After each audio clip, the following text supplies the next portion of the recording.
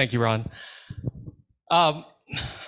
So this week, I'm going to have a few different things. I've got everything set to end at lunchtime, but I do want to know, we do have one final activity. I'd like for you to see if you can remain for at least 30 minutes after our presenter goes, because I think it's a really interesting activity that I think you'll really like to culminate and bring everything together. I will also be passing around a spreadsheet that I would like I just want you to check on the side that you're here. I know you've all done an attendance check, but this is kind of like that you've been here and that we're selecting for books. So that way we can make sure to bring out the books for those of you who are here, and I can check and see if you've been doing your work. See who's doing their work. Because we are going to be giving you books because some of you haven't submitted your lessons yet, and I've not required you to. But I kind of want that little commitment. At the end of the day, when I give you your books, you're going to say, yes, I'll promise I'm going to submit my lessons and not just walk off with all my books. I want to see that you guys have, and everyone here has done a great job. I think everyone here has done a wonderful job submitting reflections and participating and engaging, except for those of you who haven't. But I appreciate so much of all the hard work that everyone's given this week. So if you have never used resources from Echoes and Reflections, you are missing out. For Holocaust education, Echoes and Reflections is one of the best places to get some amazing resources, lesson plans on every element, every piece of the Holocaust you'd like to talk about, from literature, social studies, talking about different segments, women in resistance. Their timeline is phenomenal. It's engaging. We'll try to give you make sure you have access to all these resources. You've heard from a lot of speakers this week that have primarily been, here to edify you. Our speaker here today is Ms. Rebecca Keel. She's from Echoes and Reflections. She's going to give you some real practical in-hand resources that I think you will really like and get a lot of. So if you could please one more time give a warm welcome to our speaker. Do I have to use this? Yes, you have to use a microphone because the people online can't hear without it. Okay. And then here for people. I can do the mic. I can do. No, I just talk with my hands. And we don't have a lav. Okay. I could do like this. Okay. I'm sorry. It's okay. We'll figure it out. I don't really know how to talk without my hands, so it's just like weird. Super weird. We always. We've had to pivot a lot this week. Always. Yeah, this is, sorry to the people online for this might not be as entertaining for you right now. So hi everyone, I am Rebecca and I am here with Echoes and Reflections. I know that I saw some questions in the conference app, Whova, and I thought that was super exciting. And I tried to look at those in the middle of the night because my flight was quite delayed yesterday. And so I did not get here to my hotel room until like 12:30.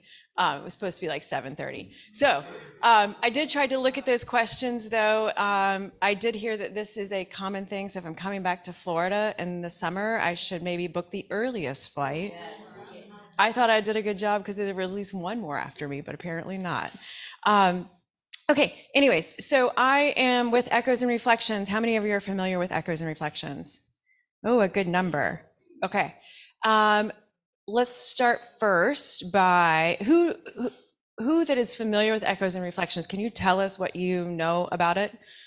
What do you know? What do you like? What do you don't tell me what you dislike, but what do you know about Echoes and Reflections? Go for it. Oh, wow. Okay. It has professional development on it and a lot of video testimonials. Absolutely. Anything else? Yes. If any. You provide monthly webinars and testimonies and things that we can use. You also have lesson plans. Absolutely. Yeah. So I think one of the strongest things that we do is the two things that you mentioned. We have professional development and we do use firsthand testimony that is has been created by our partner, and I'll talk about that in just a moment. But this is one of our professional development sessions, and so welcome. I am a former high school social studies teacher, mostly U.S. history, and I was also an administrator as well in New York City schools. I'm originally from North Carolina. Started in a small rural school there, an alternative school. So it was for those kids that had been not made it in their traditional school, and that kind of really shaped the way I teach. And so then became a New York City school administrator, eventually helped open a school.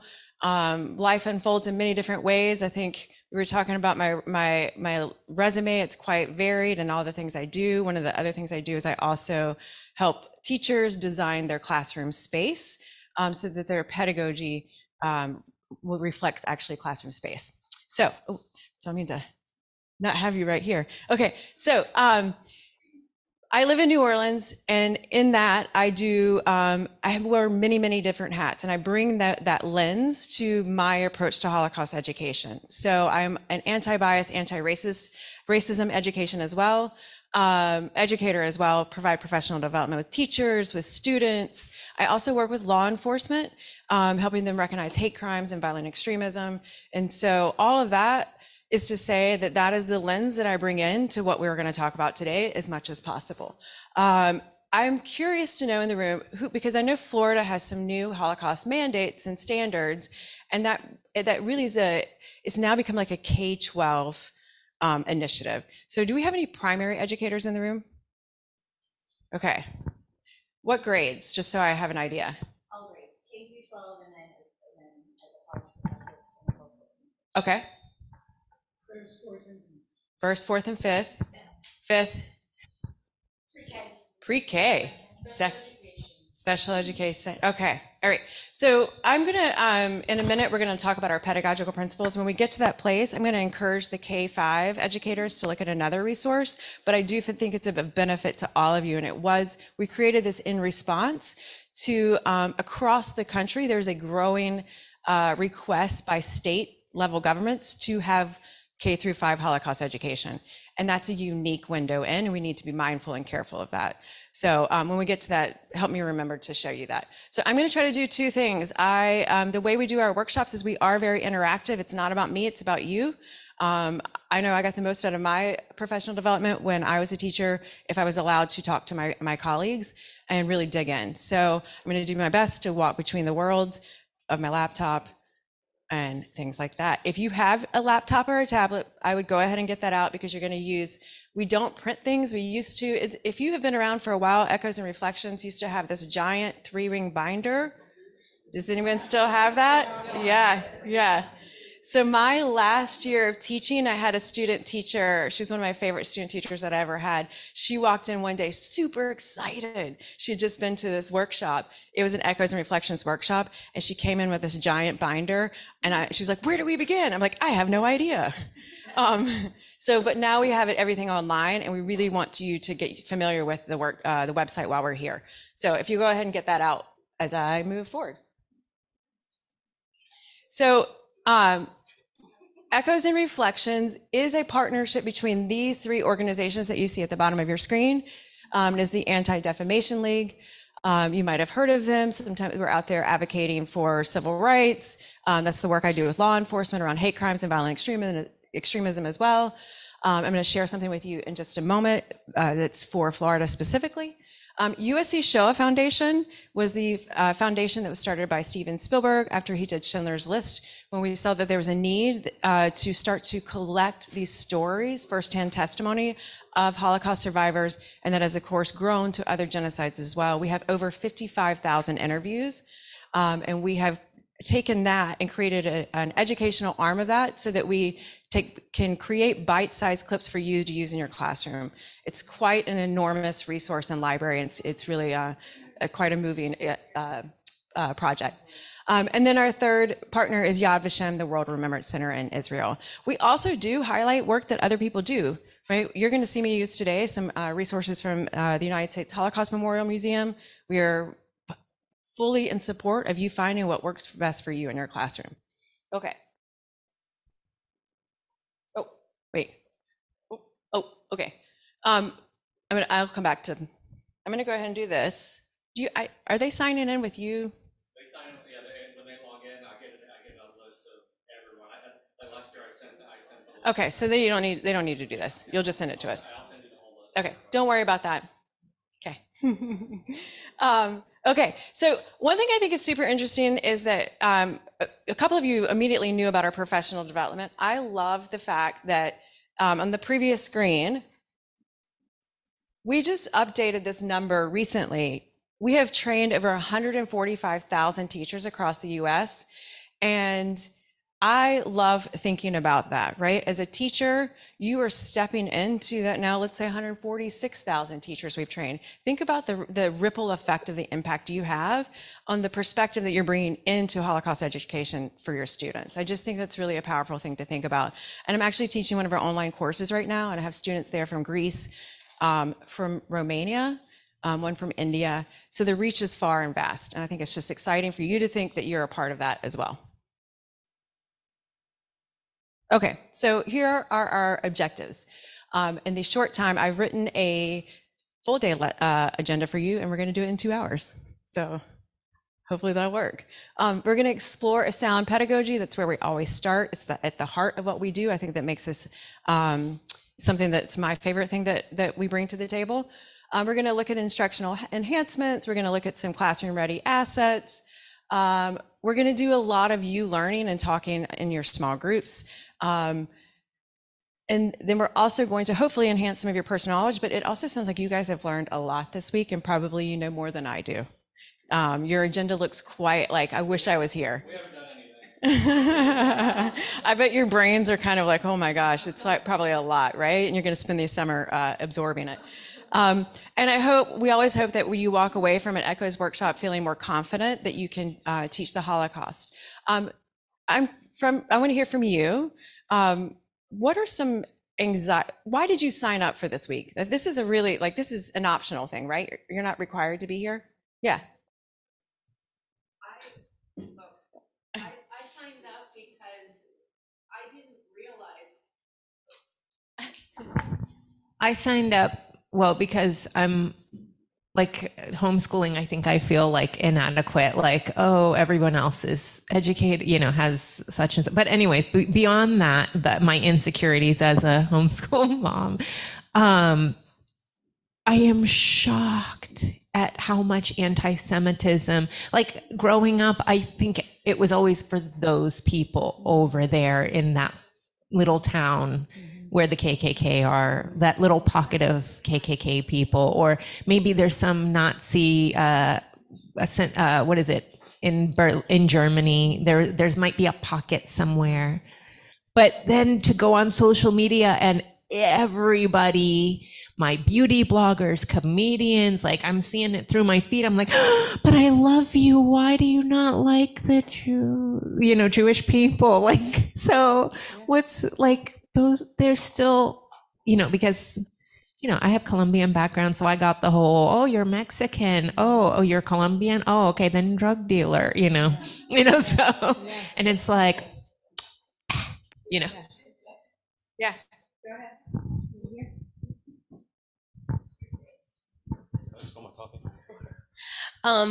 I decided to sign up because I teach 7th grade civics, and part of our curriculum is to teach about World War II.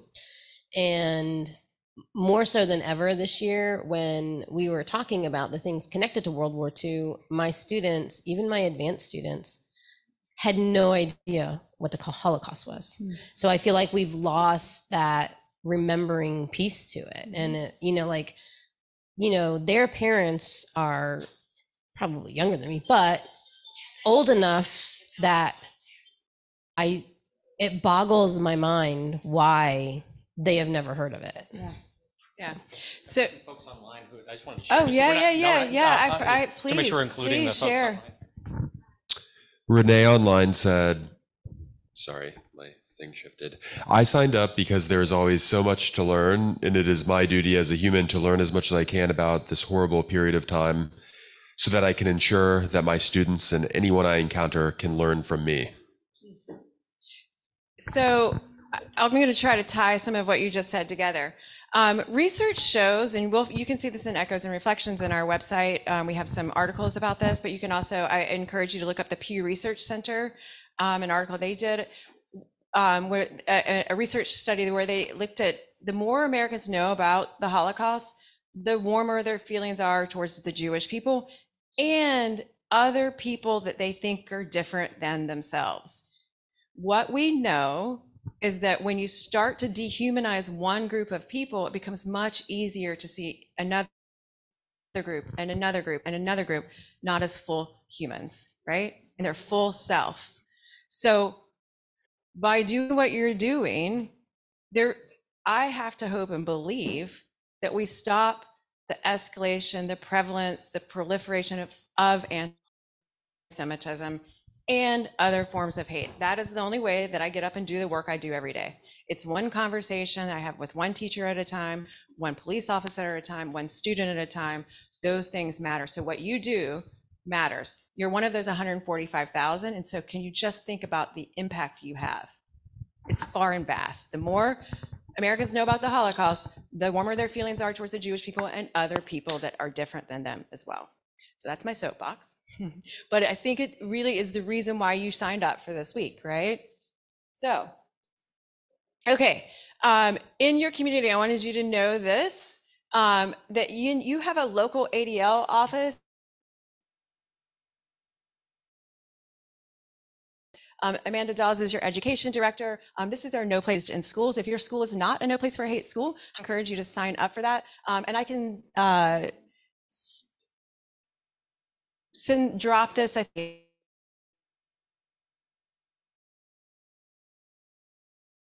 An app too, but I can also just, this is some of the work through you will get an opportunity to have ADL come work with you and help you come up with plans, and your students to come up with plans to how you would combat hate in your classrooms and in your school community. So it's a great tool resource, but I'll send this to you. Okay. It's not changing up there. Okay. All right. Oh, now I want it to go back. There we go. Okay. So this is our first time where I'm going to ask you to get on your phone, your tablet, or your laptop. You're going to go to echoesandreflections.org. Before you do that, let me tell you what you're going to do. I understand that you've already looked at some pedagogical principles in the beginning of the week from the United States Holocaust Memorial Museum. Is that correct? Okay. So, so some of this might be the same, some of it might be different, but I would just like for you to encourage, because I'm going to keep coming back to this, and this is the language that we use. So when you go and you look at our pedagogical principles, I would like for you to think about one thing that you already do really well in your classroom. Like when I'm writing my lesson plans, I always keep this principle in mind. And one thing you'd like to think about today as we talk about women and resistance. Okay, so let me show you how to go there, echoesandreflections.org. On your phone, it's going to look a little different than it does on your laptop, but I'll help you as much as I can. So here is the website, echoesandreflections.org. And if you just Google Echoes and Reflections, it'll come up.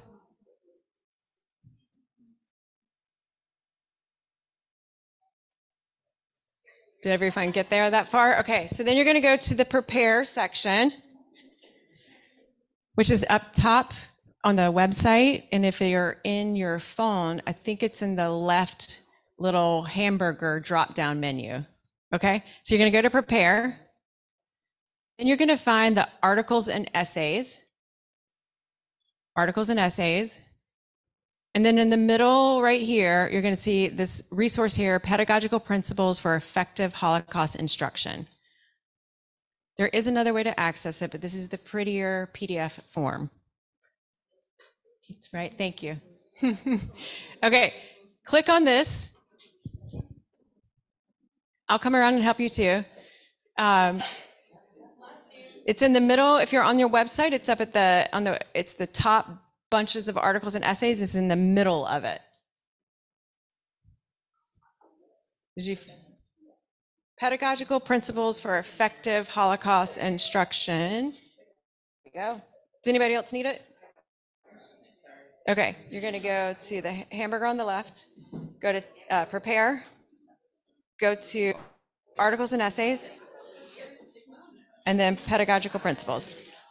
So take a minute, read through these, and figure out which one you already do really well in your classroom and which one you would like to explore more. Does anybody else need help?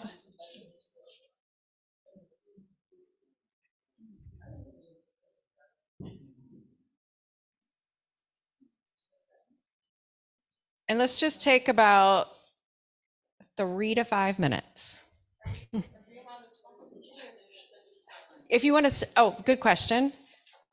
You're going to be silent first, and then you're going to turn and talk to each other. I should have gone that direction.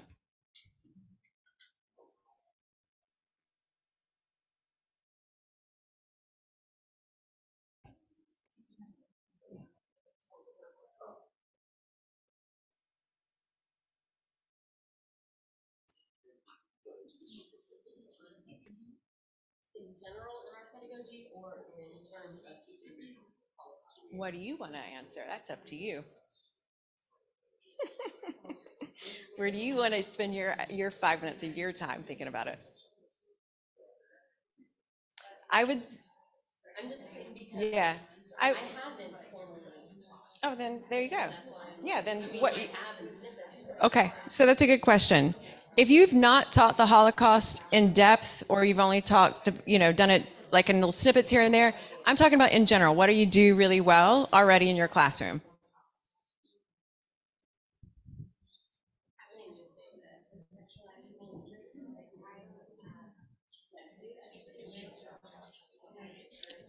It looks like some of you are already talking, so if you are ready to talk to a neighbor, find a neighbor to talk to.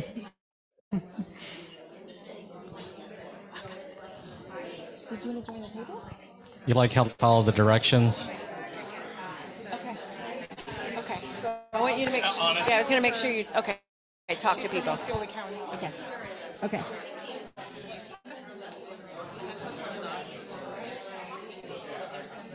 Yeah, well, I've been gone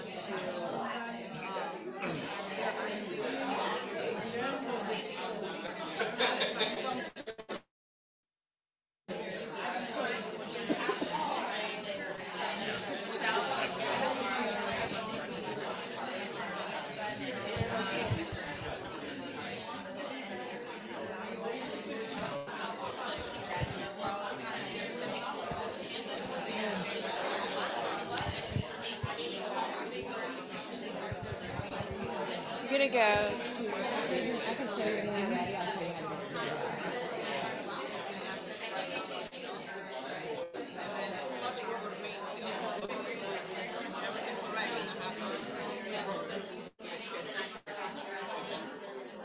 And unfortunately, I claim as incorporated it all. But more of a bunch of videos, testimonies, but it's all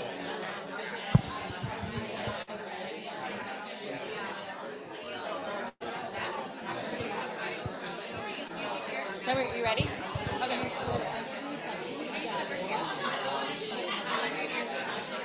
With Nancy Baker in the baby room.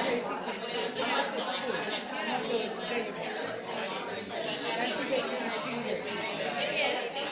No way. Oh my gosh. I was in town with her hair. I was like, I think I'm a junior. I'm gonna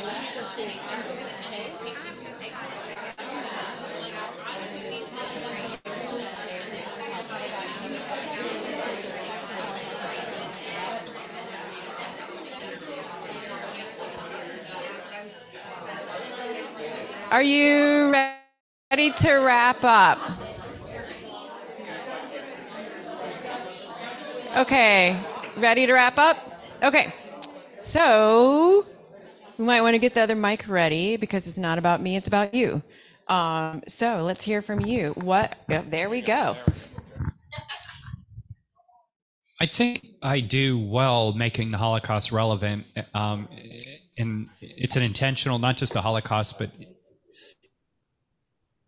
I always remember as a student always asking, what do I need to know this for? And so I think it's important as teachers to keep that in mind and make sure you're connecting it to things that they can relate to so that it's relevant. And as far as needing to improve, fostering empathy. Interesting. So can I ask you, how do you, because I think that could be a challenge. Give me a specific way that you make it relevant to your students.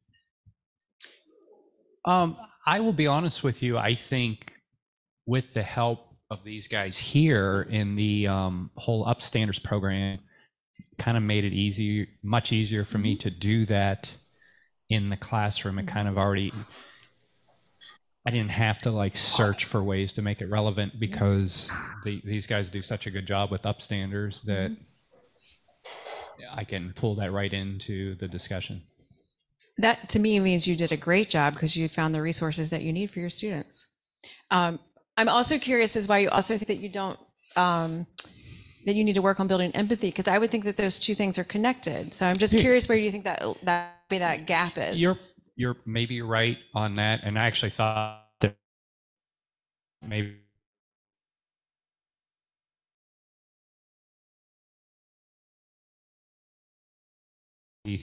this is a bit of a contradictory. I don't know. Yeah, and I'm guessing too that how do your students respond when they are uncomfortable with something in their classroom or something seems kind of, I don't know, give me some reactions that students.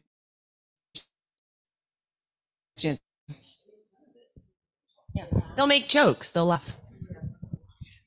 And do you think that that's really truly how they feel on the inside? No. Is it frustrating for you at the time? Yeah. The first time I brought 6th graders on a field trip here to the Holocaust Museum, Mitch actually worked here at the time, it was like 8 years ago. I was shocked because students were looking at the pictures in the museum and some of them were like, look at that naked person. And they were making fun of these skeletal, dying, helpless figures. And they were laughing because the person was naked. And I was like, and it infuriated me.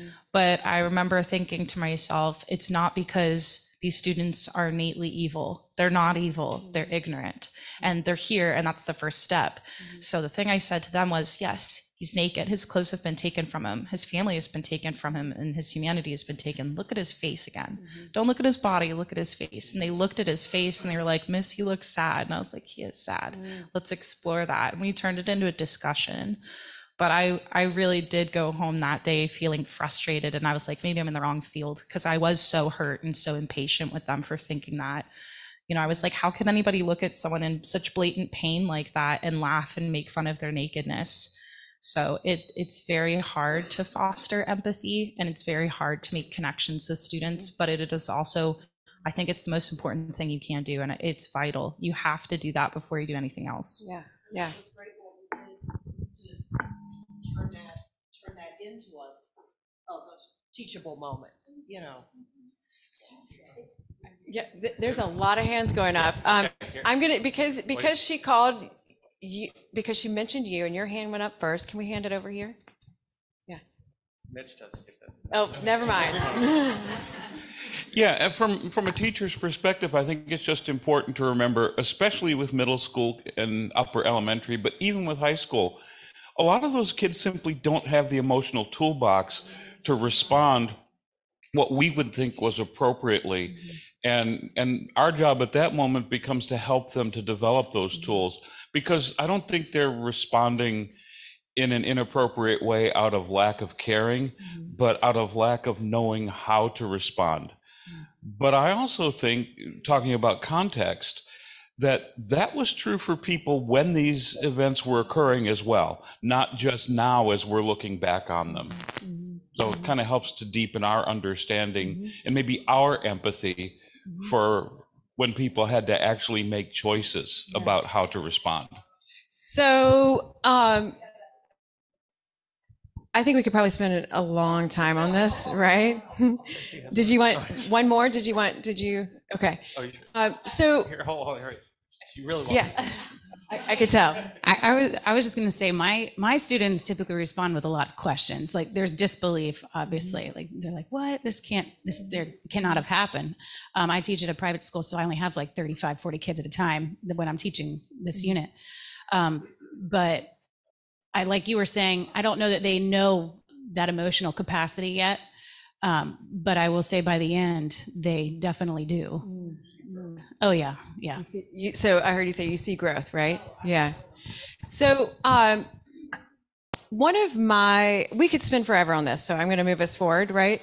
But I also want to take what you just said and let's think about it in a way that we can frame it for the rest of our conversation. Keep that at the forefront of our conversation. For me, the most important pedagogical principle is number 9, ensuring a supportive learning environment. We often think about maybe we should move it up to number 1. I've thought about redesigning this, but we should guide our students, as we say, safely in and safely out of the content, so that all of those emotional responses that they're having have a place to sit and be processed, right? What we know about emotions is if we don't process them, give this, like acknowledge, first we need to acknowledge them, right? We need to acknowledge what we're feeling, helping your students figure out how to name it, right? Being aware of it, how to name it, gives them that safe space to process it. So when you're thinking about how to take students safely in and safely out of this content so that they can laugh, so that they can grow, what are some routines that you would put in place to help take them safely in and safely out of content? Are there things that you already do in your classroom to take your kids into those difficult conversations? Not just specifically about this, but in any difficult conversations, I always preload it with, when we learn things that make us uncomfortable, we have all different reactions. What are some reactions that we might see today? And then we talk about that, and I kind of allow them to see that it's okay. And I say, like, you may not be exposed to this information before, so it might scare you. And if sometimes when we're scared, we might laugh, we might become disruptive, we might, whatever, fill in the blank. So then they see, oh, okay, that might be how I initially react to it, but not that it's okay, but I'm not necessarily wrong. I'm just kind of figuring it out. So, go ahead. Yeah. No, that's right. So I teach 8th grade, and I usually, because they're so screen connected, when we're starting a unit that begins with something that's going to deal with a difficult topic, instead of just preloading, I usually take one day just to start with some kind of video that opens up their mind a little bit. So it'll be something like someone having courage, or a Post-it note that's being shared back and forth with paying it forward with kindness, something along those lines, and then ask kind of bigger open-ended questions. So they submit a no stakes writing assignment where they're getting themselves into that headspace. And then if they're willing to share them out, or I'll anonymize them, pull them up and show a couple of options of, okay, now we're in this place of kindness. Now we're going to learn about this. And I want you to stay in that spot if you can while we discuss. Did you want to add to that? Yeah, so I teach night. It's currently the only component of the Holocaust that I focus on. But for the first 3-4 weeks of the 4th quarter, it's night, and then I transition from that. So I teach 11th graders, so most of them are planning on going to college. So I utilize the last few weeks in a personal narrative. So they've got to create a personal narrative. Some of them are focusing on like doom and gloom type situations, but it doesn't always have to be that. But I always try to get them to think about, okay, now you need to come up with a call to action. Like you went through hell on earth, right? But make that about 20% of your essay. The 80% is going to focus on the determination, the call to action, how you responded to that. So it leaves, the kid with a more positive growth mindset, as opposed to just focusing on the crap that happened to me, the terrible incident that may have occurred, but making a call to action response. Yeah. So these are really incredible things I would encourage you to adopt in your classroom, because I think it's really important to notice what you're already doing really well as a teacher. You're doing great things, right? You know how to address these things. You know what students need. So what we do know is that to take students safely, there's a few things that we have found at Echoes that is helpful to take students safely out. One of them is leaving them with that call to action, right? Showing them stories from the time period and today of students or other like activists. Like we were in this place and here's what we did about it, right? So this is a call to action. These are the it's kind of hopeful, but it's also realistic, right? There is a real tragedy and trauma in here, and we turn that into something, right? That's a really great way to take a student safely out. Giving them that time and space to process it, write it out, is incredibly important. When we sit with our emotions, when we acknowledge our emotions, when we name them, as we all know, we don't always stay angry, right? Let's say you have an ex, right? You start out very angry with them. And over time that morphs and changes, doesn't it? That anger doesn't sit with you forever. It might take 20 years, right? But it doesn't sit with you forever. So if we allow our students to see their emotions, write it out, whatever it is, process it, name it. Maybe after they've done that, have them go look back and give them those words that you laid out in the beginning. Like, this is, I'm angry. This is embarrassing. This is whatever those, you can give them some tools to tag it. And then I would actually encourage you to take that writing that they've done and ball it up and throw it away. Let them know that that is an incredibly safe space for them to process those emotions. Yes. Sorry, I'm thinking like the work leading up to that in the classroom community beforehand. So like going into the beginning of the year, getting like paying attention to the social emotional needs and starting to build those foundational things. All of that needs to be happening prior to entering into a unit of this type or a lesson of this type, so that it's not too many new things at one time. Beautiful. Absolutely. Yeah. This should always be, know your students and scaffold to prepare them appropriately. Absolutely. Yep. For the gentleman across the way, are you doing this post EOC or when? We don't have an EOC for 11th. It's at the end of the year. Right. When is your EOC for? Oh, you don't? Oh, I'm sorry. I thought you were U.S. history. Okay, thanks. I wanted to speak to what the woman just said, and I can't see, I don't know your name, I don't know your name tag, but Emma. Emma. Something that I have done, and this was a training I actually went through OCPS, and I don't know if OCPS is still offering this training, but it was about restorative practices, and it included learning how to do circles, restorative circles in a classroom, and that's something that I teach German, so I just work this in wherever I can as much as possible. But I do circles with my class kind of as like class meetings sometimes, or I just kind of work them in again as I see fit or as they're needed, depending on what's happening with a specific cohort. But that does kind of introduce this idea that like we can talk about our feelings and it's a safe space, and it does create a kind of classroom community where students can be a little bit more vulnerable with each other. Yeah, love that. Those are great tools. So to take your students safely in and safely out, you want to front load those routines and structures so that when you are prepared, when you do step into this, you're ready to do it. So I would have in place these circles or maybe they always have a turn and talk partner that they always lean to and they feel comfortable and they've built that relationship over time. We also encourage you to let your counselors know, hey, we're going to be talking about this in case a kid needs to take a walk out. Like, no questions asked, they know, and that's a structure you've built along the way, so that they know that they can do so as needed. And it's as hard as it might be for you to say, oh, I don't want you to miss this next lesson, because that's how I always was. Like, every little lesson was so important.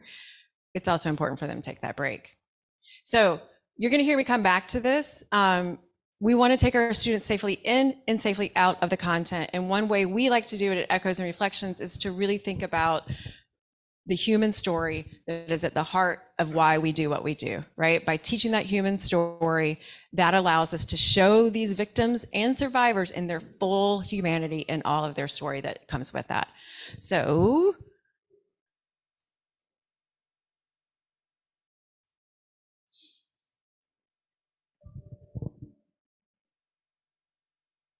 And I appreciate everyone on the chat box. I'm sorry, I can't see all of them at the same time. Okay, so you're already on the website a little bit. We're not going to spend too much time here, but we are going to spend time here in just a minute. But I just want you to know we have lesson plans. We have that prepare section. There's some great articles there. Highly encourage you to look at them. We have that timeline. It's an interactive timeline where your students can actually go in there. You can assign them a year. They can dig around. They'll see primary sources, pieces of testimony. They can work in small groups. It's so rich. And then we have Eyewitness, which is our partner at USC Shoah Foundations, where you will find all those 55,000 interviews. But again, we have them in bite-sized clips within our units. We have 12 units. Each unit has about 2 to 4 lesson plans ready to go for you. You can go step by step if you're new to teaching it, or if you're feeling more comfortable, you can jump around. It's up to you how you want to use it. But that is there as well. If you have your principals coming in on tomorrow morning for an unplanned observation, you can also hit PDF print and have that by your door. Just saying. Okay, so women and resistance. It took us a while to get there. But why do you think we are looking at the Holocaust through women and resistance? Why do you think we've chosen this as our lens?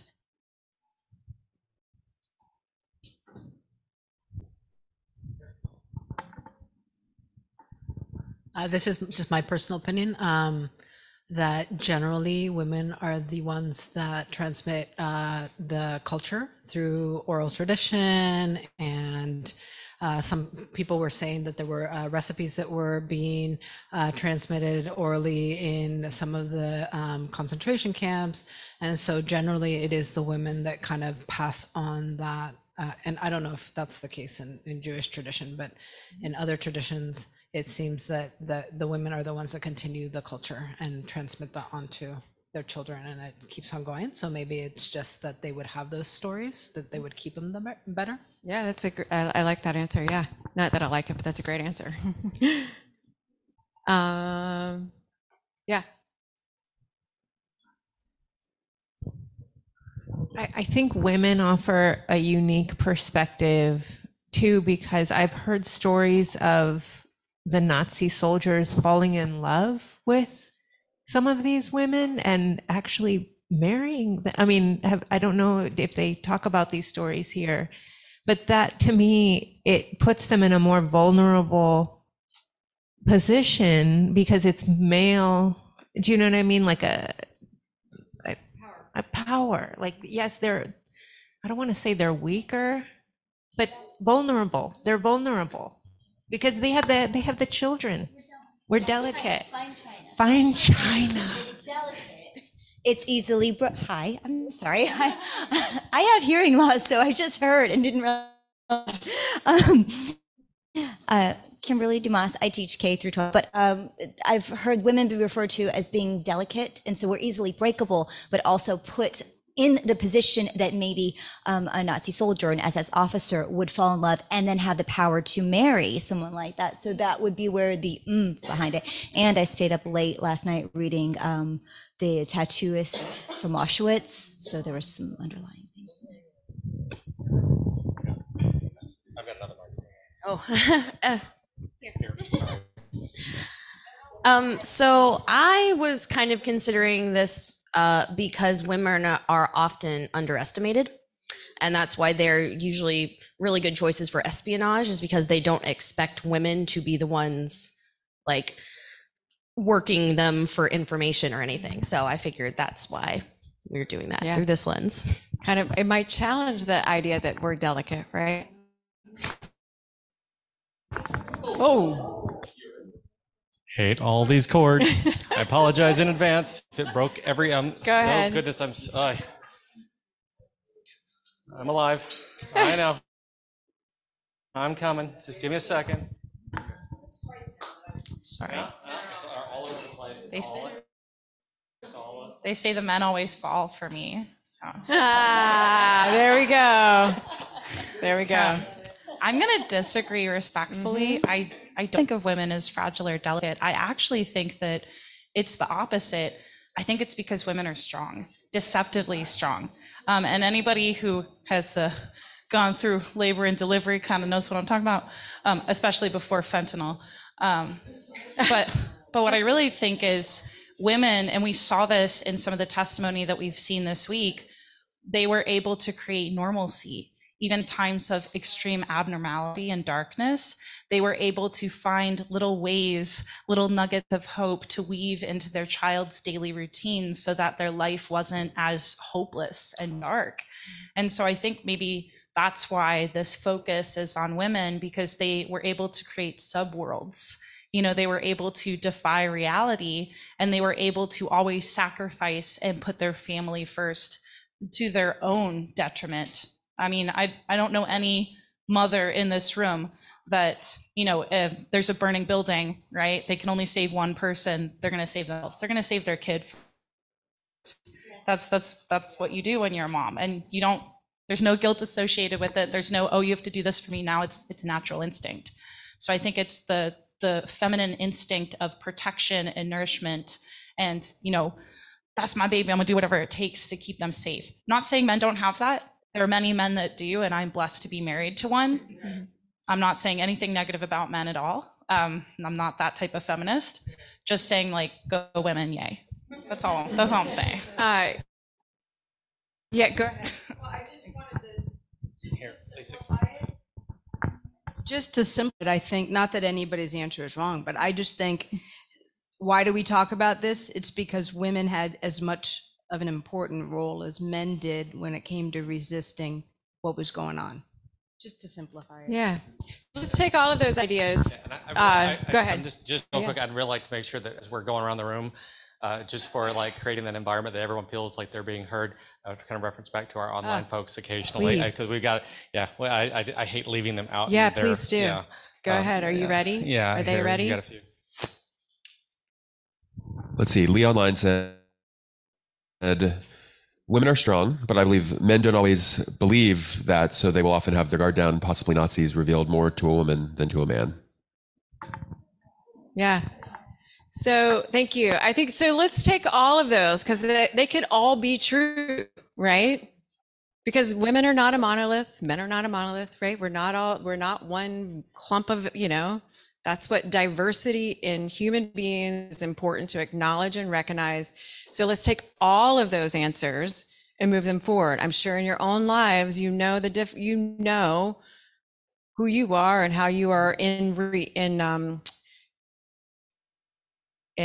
reflection of another person, right? Like I know my brother and I, my brother and I went through the same tragedy. He was 13, I was 8, my father died. The way we responded to that tragedy over the many, many years after is vastly different.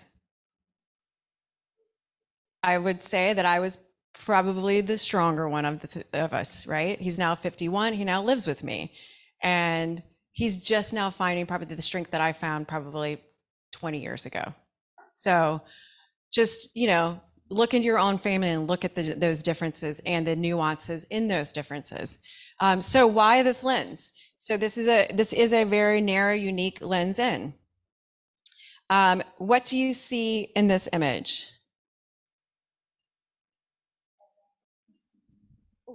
Hello. I see a young woman who looks happy. She looks vibrant. Okay. So in this first part, we're kind of going to go through in the first couple of sections, we're just going to go through some images and some stories. And I just want you to think about, what do you see? What story is this telling you? What does this tell you about women? So this is from the Emanuel Rigglebloom, the Jewish historian. So I'm going to read this. This is also, I pulled this quote comes from other places, but I pulled this from the book, The Light of the Days, Untold Story of Women Resistance Fighters in Hitler's Ghettos. This book has anyone read this book? Yeah. Thoughts on the book? It's really powerful. Yeah, so I'm going to pull from this throughout our morning together. It is a really dense book, but there is a young reader's version. And I read a little bit of both to try to see the difference between the two. If I was a teacher in the classroom, I will pull quotes from both. I don't remember which one I pull the quotes from, to be honest, sometimes. But I will say that the adult can give you a really rich history. It is based on memoirs. It is based on people's own writings during the Holocaust. So sometimes you have to take that to heart, right? This is some perspective of this, but anyways, this is actually was written during the Holocaust. So he says, heroic girls, boldly they traveled back and forth through the cities and towns of Poland. They're in mortal danger every day. They rely entirely on their Aryan faces and on the peasant kerchiefs that cover their heads. Without a murmur, without a second's hesitation, they accept and carry out the most dangerous missions. I'm not going to be able to read all these names of these places, just so you know. So if someone needed to travel to Vilna, many of those other ones, or Rodney, you want to do it? Yeah.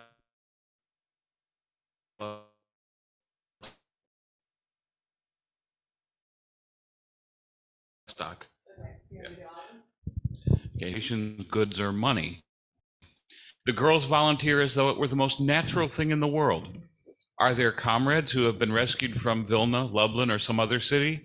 They undertake the mission. Nothing stands in their way. Nothing deters them. How many times have they looked death in the eyes? How many times have they been arrested and searched? The story of the Jewish women will be a glorious page in the history of Jewry during the present war.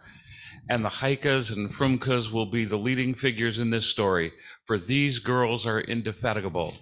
Emanuel Ringelblum, diary entry, May 1942. I'm going to hand that to you every time.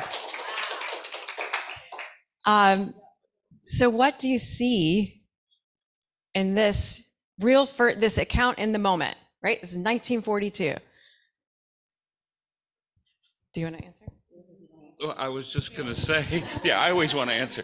I know that authors don't often choose the title of their books, but it seems ironic to call this an untold story when Emanuel Ringelblum wrote about it in the present and with such great passion. And the stories have been coming out, and one of the great people that he was talking about, I don't know if he knew her personally, was Vladka Mead, whom Holly and I had a chance to meet and travel with and know. Yeah, so, but yeah, she was one of those people. So, when you've had a chance to learn and study about this, it becomes very real when you hear it described that way. It connects to the memories. Of course, fortunately for us, we have recorded testimony. So even if you haven't met somebody face to face, it can still become real that way.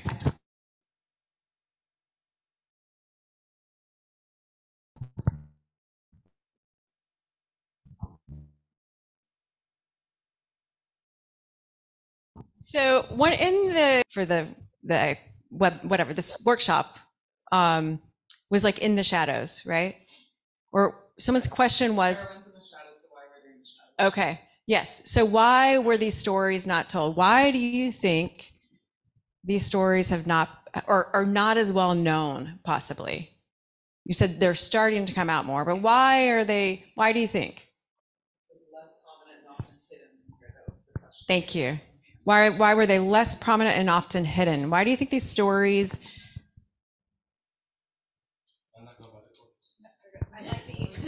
I could be completely off on this, but I guess based on what we heard from Tali yesterday as well, the level of survivor's guilt, I would argue that as we discuss women as caretakers and those that are trying to create a semblance of normal, the same as when a woman gets a cold versus when a man gets a cold. We're going to go ahead and just keep that down and not worry about it and not say anything or bring it up, whereas they're going to talk about it until you die. So that's my guess. Sorry, guys. I will say I resemble that remark. Yeah, I will say that I got COVID for the first. Yeah, it's okay. I got COVID for the first time a few weeks ago. I just traveled for work and I got it for the first time, and I complained the entire time. I was really, really sick. So, So what I discovered, or what I learned, is that it seems that it didn't just stop then, right? And so maybe people continue to think that maybe very soon that they would be called to continue the fight, and so they didn't want to tell their story because then they would be out in the open. You know, it's like a spy. Why would you give out your information if you think, well, this is going to be a continuing thing? Yeah. And having read some articles and listened to people, it seems like it just has just been continuing. So that's the expectation, that at some point you're going to be called back into the struggle, and you need to be able to do that without people recognizing you. Okay. So I think these are all true. I'm going to give you one more, and then I'm going to, So I was just going to say, if it's anything like my family, the women are the rock, the rock of the family, really. So I think if my mom was in this situation, she would probably say, okay, now what? Now we got to move on. We're not going to dwell on the past, not going to, resurrect these emotions and feelings. We've got to put food on the table. We need to get some jobs. We need to build. We need, so thinking about all the crap that occurred would probably be just maybe spinning our wheels, not worth the time and attention to dwell on those memories. Yeah, I definitely know my mom when I was 8. I think I've seen her cry maybe twice about my father. She didn't have time for that, right? She had to get up. She had 2 kids. She was a school teacher. And in addition to what this gentleman said, I also think that mothers want to protect their children and not expose them to that trauma and like transfer that to the future. Because in my culture, when a woman gives birth, we say she gave light. So they don't want to cast shadow on the future and just let them live a normal life that they didn't exactly get to experience. I'm sure. So it sounds like you have talked about generational trauma this week. Yeah, absolutely. So, and I think one thing that's also pretty obvious is who is history written by often? Yes. Men, right? So, all of these things are true. And sometimes I think talking about resistance can be a challenge too, because what is resistance? Challenges a myth, right? What is the myth that many of your students will bring into the classroom? That men were the heroes. Men were the heroes, but men did all the fighting. That Jews didn't fight back. Yeah, the Jews didn't fight back, right? So this is it challenges things to talk about this. So, what? Nope. So what is, if we're going to do this, what does it offer this narrow lens? What does it do for the study of the Holocaust overall? Provides dimension. I think that's a good place to just leave it for the moment, right? So it provides dimension. We're going to look,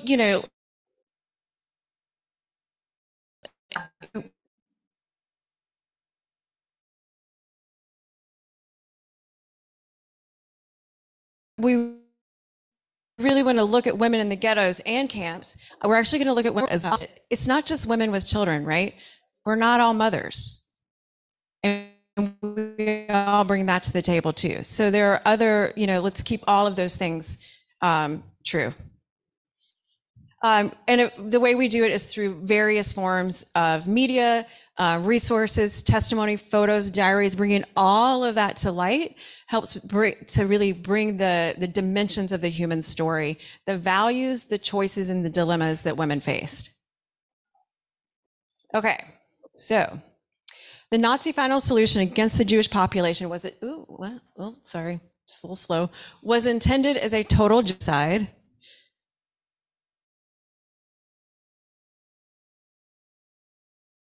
Everyone defined as Jewish was targeted for annihilation, no matter their. So, as focusing on gender distract us from that murder of the Jews? Does it diminish the importance of the Holocaust and deflect?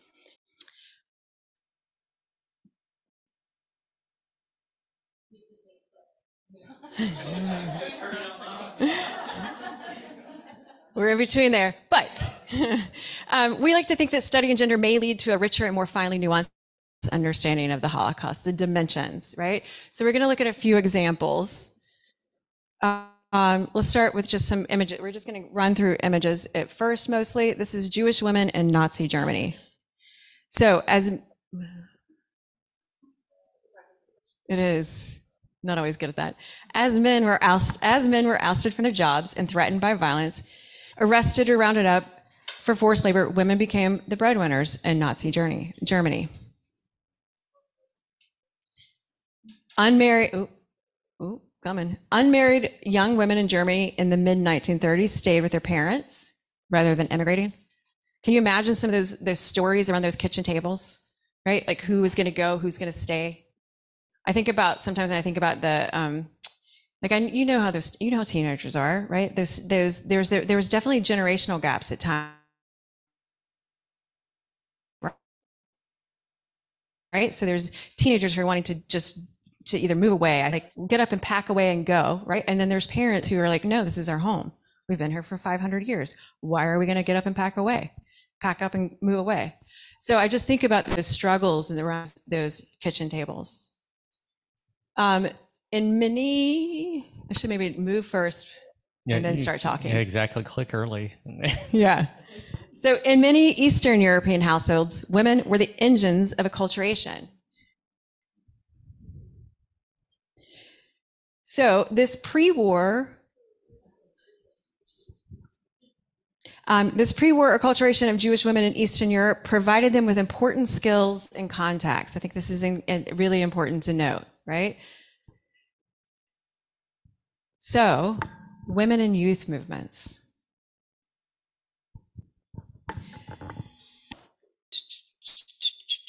Oh, got to go faster. So, who are they? Who do you think? What were the youth movements? What do you know about the youth movements? Mm-hmm. Mm-hmm. Some of the ghettos. Oh, thank you. And it was really like hush hush because education was expressly forbidden. And so there would be different like seminars and lectures that students could choose to attend, and many of them did choose to attend. I don't know a lot about how it's specific for women. I imagine that there were girls that attended. I imagine that there were women that educated it. I know that there were some soup kitchens that were involved, but I would like to learn more. Sure. Asking about pre-Holocaust. So like the political Jewish youth movements in Poland, Hashemir, Hatzair, Beitar, that are educational and divided based on the politics of the family. So the women who are in these movements are pioneers. Yeah. So what manifested in the ghettos, those underground youth movements, started long before that, right? So young women were inspired. Just think about the teenagers in colleges, campuses today. They are the most passionate ones, the ones that joined the movements, right? They're the ones out there protesting. These young women were out there organizing youth movements. So who are these women? What were the characteristics that made them the ones that decided to join together in these different types of movements? They all kind of had their own like philosophy or personality, these different groups of movements, right? These different organizations of kids or teenagers, mostly teens and 20s. So who are these women that chose to do this? And then think about how do these stories that we're going to hear challenge the expectations of the roles of women that they played in the Holocaust, or just roles of women in general? How do these stories challenge those? And then I want you to think about what values, choices, and dilemmas did women face in the Holocaust? What was specific to their view, their window in? Okay, so what do you see in this image?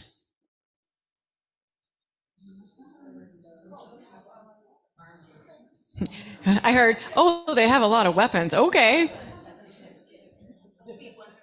Wonder Woman. What do you think if your students saw this picture? What would they say? Give me some, think about that.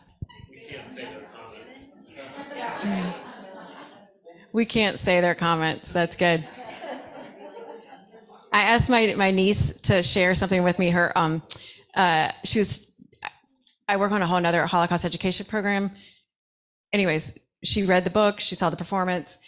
They were having a conversation in her group text, and I asked her to share it with me because they were talking about the book, and I was like, this is amazing. And she's like, oh no, I can't share that with you. So this image to me challenges, what is it?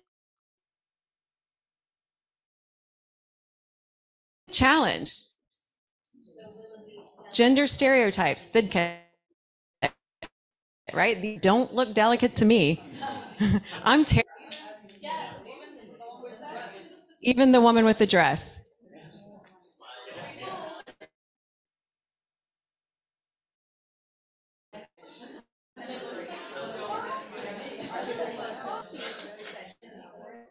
This one is women in the youth movements. This is, I thought that I don't know why I clipped off their names, but this is 3 women. They're in, go ahead, do you know? I don't know the names, but I was reading the book. Okay. Oh, you were reading it. It's I think it's Vitka. I can't. Yes, Besal. Yes, and I can't remember the third lady. So in the Light of Days, she, it can be a little bit of a complicated book, but she highlights 20 women, real stories, and tells their stories from all the way from the youth movements all the way through to the camps and how they resisted. It's really interesting. I'd be super curious to see how you would use this in your classroom. So here she says, I wonder if there's any words that you need to read. How about you read it? The whole quote? Okay. While the Zionist parties were certainly not feminist, women did not hold public office, for example, young women experienced a degree of parity in the socialist youth movement realm. One youth group, the Young Guard, to which Renia's older brother Zvi belonged, founded the idea of the intimate group with a dual leadership structure. Each section was led by a man and a woman. Father was the learning leader and mother the emotional leader. Equally powerful, they complemented one another. In this family model, their children were like siblings. These groups studied Karl Marx and Sigmund Freud, as well as female revolutionaries like Rosa Luxemburg and Emma Goldman. They explicitly advocated emotional discussion and were analyses of interpersonal relationships. Members were primarily in their late teens, an age where many women were more mature than the men and consequently became organizers. Women led self-defense training. They were taught to be socially conscious, self-possessed, and strong. The pioneer Hachalutz Union, the umbrella organization that included several Zionist youth groups and promoted agricultural training for pioneer life in Palestine, had an emergency plan B in case of conscription to the Polish army, which put exclusively women in charge. Countless photos of 1930s youth show women standing alongside men dressed in similar dark coats and belts or work clothes and pants. They too hold up scythes like trophies and grasp sickles like swords, preparing for lives of hard manual labor. So there were many youth groups in the 1930s who were Zionist youth groups, but they all had different goals in those groups. So some of them were more of political. Some of the women that she talks about, they were very interested in like this kind of agriculture. We're going to go and build our own like homestead, like live off the land type movement. But they all tended to have like the kids got together, and I say kids, like teenagers got together, and they would have like summer sessions, like summer, like camp in a way, but they were expressing ideas of independence and freedom and equality, and they were very much organized in that kind of those ambitious humanitarian type centered around that. But they might have each group might have had a different narrower perspective, and it often could be coming from the parents, but some kids, as you know, their parents were more religious there, but their youth group that they chose to follow would be more secular. So there are a lot of things going on in here, right? A lot of things. There, to me, what I see is that there is some challenges even within these youth groups. There's both women are getting positions of leadership, but then there's some challenges with that, right? Because there's still some, norms, gender norms that are a part of that. They're also, though, leading self-defense training, right? This is the 1930s. But they're also, teachers, right? So there's a multitude of dimensions to these women. Okay. We got to. Yeah. Can we throw a Sorry. quick, Yeah. Just a quick. It's so off topic that Oh. Okay. All right. Well. So those women in those youth movements, and I had a lot more that I could share with you, but I'm moving forward. They were highly organized. They were very involved. Sometimes they did challenge, and they wanted to. They would challenge the leaders, their male counterparts, the men in the group who maybe didn't want them to lead as much as they wanted to. All of that led up to this organization. They saw what was on the horizon, right? They wanted the safe place to go. They wanted to create the safe space for Jewish people in Europe. And so all of that builds up to when we get to the ghettos, right? These were not just new organizations that popped up in the ghettos, right? They had been building and organizing for many years. And so when they got to this next stage, that organization that they had built up, that is leadership skills, really helped carry them through. Oftentimes, even throughout that organization, right? So as they're having like these meetings, like where they're trying to organize, they're trying to get passports for each other. They're doing a lot of like underground illegal types things, trying to create fake passports. Sometimes these women would get the opportunity to have a passport, right? They could have an out, and they would say no. They would rather stay and fight, knowing what that could mean to them. They said that they would rather die with dignity than to leave. So when we get to the ghettos, this is not something new. They have been preparing for this. They've been building these leadership skills. So what do you think, women in the ghettos, what do you think? Let's turn and talk to each other so we each have a moment, because I know there's a lot of strong voices in the room, so I want to make sure we all have a moment to share with each other. So what do you think was unique to the ghettos for women? What choices did they have to make? What dilemmas did they face? Turn and talk to your partners.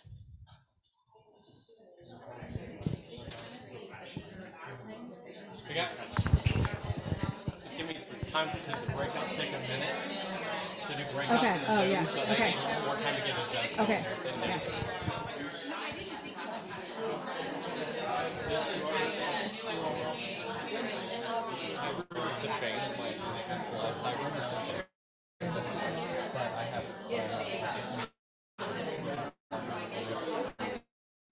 See, I've got people in South Carolina. So it's like people come inside. When it comes to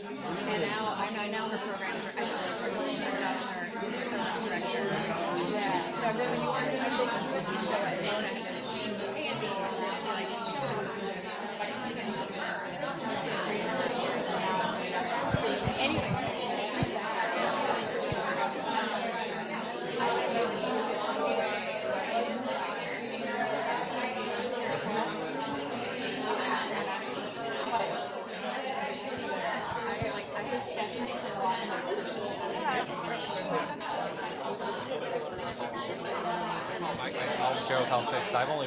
I've been here for 5 years. I took over from education director here. I kind of something I said,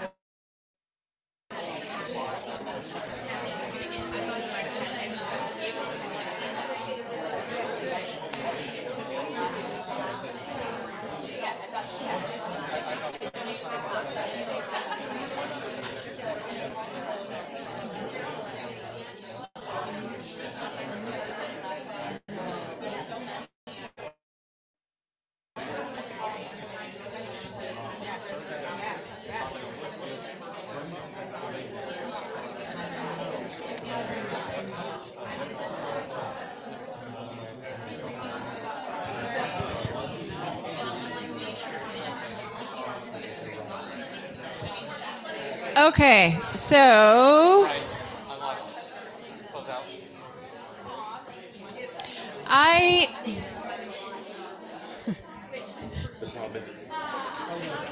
so let's come back together. And I want you to just kind of keep those in your head, right? Just keep those in your head, and I'm going to move forward, and let's see how you think that these manifest in the images that I share with you. So when you're thinking about what values, what's unique, what values and dilemmas that might have been unique to women. Oh, come on. I think it's coming along any moment. Click. Click. We've actually had really bad Wi-Fi back here. Yeah. So the internet has been just terrible at taking theirs. It's okay. Is that yours? This is me. On the screen? Yeah, I'm trying to go forward. Oh, that's on your machine. Oh. There we go. Oh. So, we sometimes use is the notion of choiceless choices, right? Choiceless choices. Have you heard that term this week? Okay, great. It came up. All right. So I'm just going to scroll through some images. If you use these images in your classroom throughout this, what we're going to look at for the next 30, 45 minutes, again, remember to take your students safely in and safely out. Think about those routines and structures that you've built over time, and so that you are prepared to do this. So there's one. We're also going to look at some text too. So I just want you to think about the dimensions, the nuances.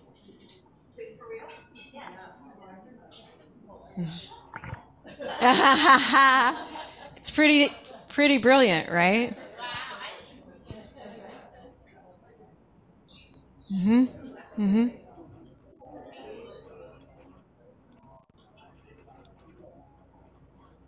So just be aware that your students, when you take them safely in and safely out of these images and text. So this is back on beat. I have no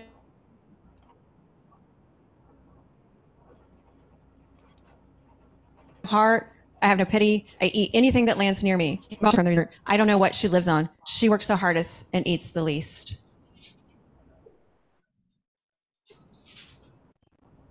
So when you're having these, pay attention to your own emotions as we go through this, right?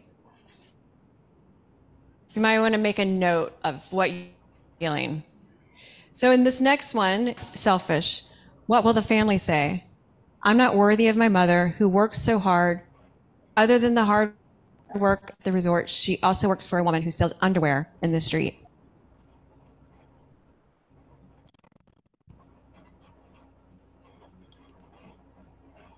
So in those pauses between slides, take note of your feelings. We'll use that as a learning tool. My poor mother who always feared everything, yet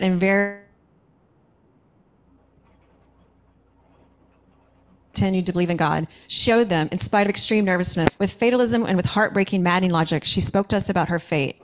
She kind of admitted that I was right when I told her that she had given her life by lending and giving away provisions. But she admitted it with such a bitter smile that I could see she didn't regret her conduct at all. And although she loved her life so greatly, for her there are values even more important than life, like God, family, etc.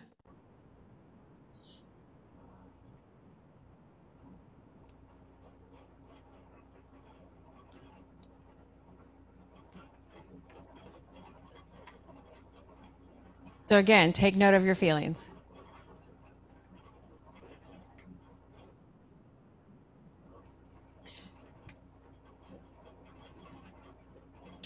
So despite being severely malnourished and often on the brink of starvation, many women found it comforting and hopeful to trade recipes and imagine what they would eat and cook if there were no war.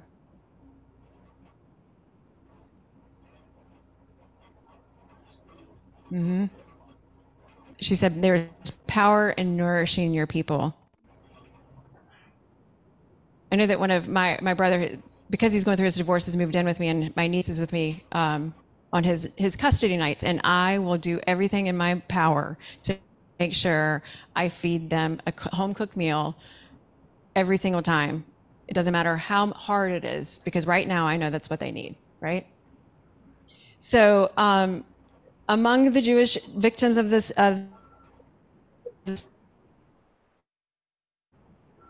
smuggling, there were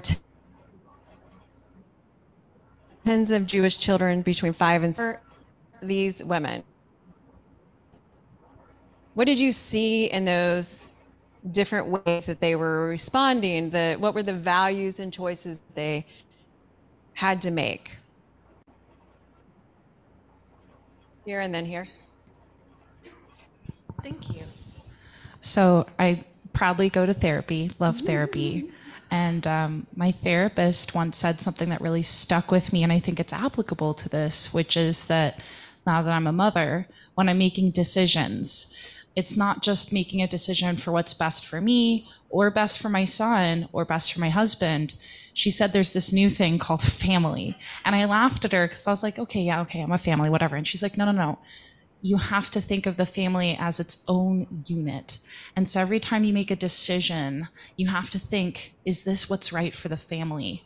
And so it's like, should your husband take that new job? Well, look at the benefits and the pay. Is that better for the family? Mm-hmm. Not his mental health, but the family, things like that. So I look at these women and I think, okay, I probably wouldn't let my son scale those scary walls and smuggle food, but what if that was what was best for the family? Maybe there are 3 babies to feed and the husband has already been killed and the mother is working and can't leave or afford to go out. Maybe the son wants to help and maybe he's going to go anyways, so she has to tell him how to do it safely. Yeah. I think I saw a woman breastfeeding, and I have heard tales of women that breastfed babies that weren't theirs because it's such rich nourishment, and they were just, that became their family. The people that were in the barracks with them became their family when their own family passed. Mm-hmm. So I think it's beautiful. I see a lot of fortitude and I see a lot of family. Yeah. I'm going to throw this next question up there, and then we'll go to you, and then then we'll go to the next step. Go ahead. I would use the word self-sacrifice as a thinking about values. Mm-hmm. You know, if you value God and family more than you value yourself. Mm-hmm. And I think that is that can be an expectation of women if we are looking at this from a gendered perspective. I think men also can have self-sacrifice. It just looks, it looks different maybe. And I also just wanted to talk about food, or think about food. I feel like food is such an important part of Jewish culture. Like I'm not Jewish, but the family that I grew up with that was Jewish, like food, like it's food.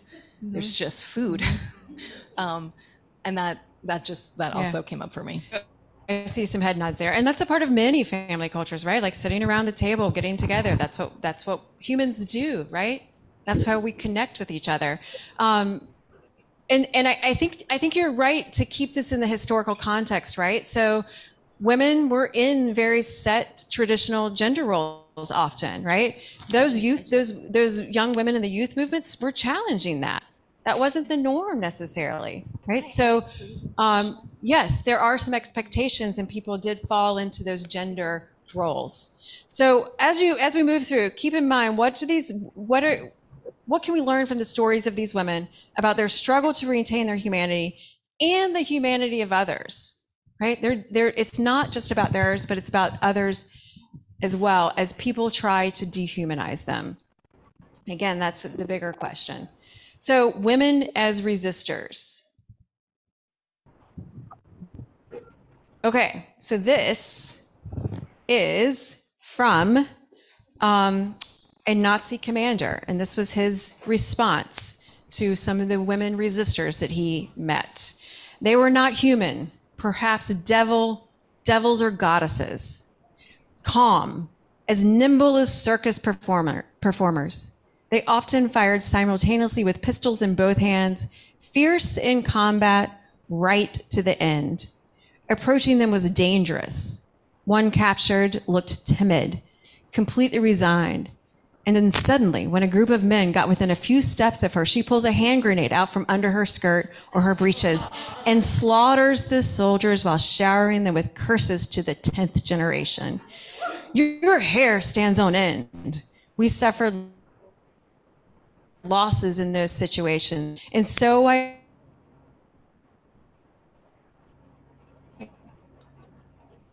orders not to take girls prisoner, not. So what is resistance, right? So what does that actually look like? And why might this be a challenging concept for your students, right? So you do have those girls that we were just introduced to through the Nazi soldier, right? But you also have these women who were maybe breastfeeding other children that are not their own, trading recipes. So what is resistance, and what might that be a challenge? Ooh, do we? Yeah, go. Throughout this week, we've done a lot of focus on armed versus spiritual or intellectual Perfect. resistance. Okay. And so we've categorized Good. quite. To answer the second question, though, I think all that students think about when they think of resistance is that armed resistance. Mhm. So I think that's the hardest part to get across Mhm. to students, is that there's so much more to Yeah. it. Yeah. Yeah. So then I don't need to spend a lot of time here. I want to get to Vladka though. So It would seem to me that the resistance is resistance to fight back against the effort to dehumanize them. Mhm. And all these ways are, I found it interesting that a Nazi soldiers even questioning the humanity of Jews, since their whole effort was to dehumanize. It's like it was their own challenge in their own head there, right? I was going to say there's one component of resistance which I think we should always keep in mind. There were some forms of resistance that required a Jewish person to conceal their Jewish identity and to keep it concealed as much as they could. And in that realm, women were uniquely equipped to pretend to not be Jewish in a way that men could not. So can I move us forward before, because I think we're going to see some of that, and I want to see it through our stories of our individuals. So. I'm just thinking about language. I'm just wondering, with my experience, students distort, right? So when you're talking about resistance, like this isn't a positive light of resistance for something that's quite powerful, but you see young people use resistance in different ways. And so how do you, like, clearly defining the term and the context and the connotation of it? I don't know, there's I have a hesitancy with getting into something like this without having like positive and negative. I don't know.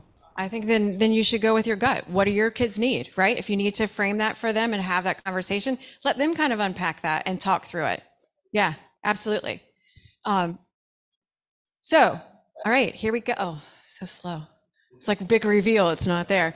All right, so we have a podcast, and we're going to listen to it. I'm going to see how this works.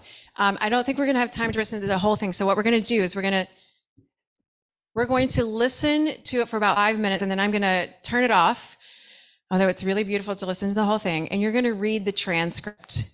As you read the transcript, I want you to think about what your students would be doing with that, what we offer as an activity for you to do with your students. So this is our podcast. I don't know if you've ever get the chance to listen to have a workshop with Cheryl from Yad Vashem.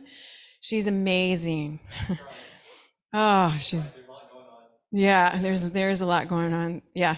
So, but she is truly amazing. Highly encourage you. So I'm going to show you where to get this, and then we're going to, yeah, but we have webinars all the time with her. So, okay. So what you're going to do to access this is you're going to go to Echoes and Reflections, and you're going to go to the Teach section, and you're going to want to do this because this is where you're going to be able to read the transcript. Okay.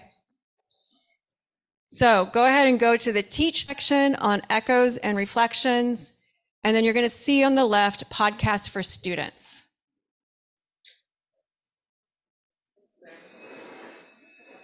Oh, that's a vacuum.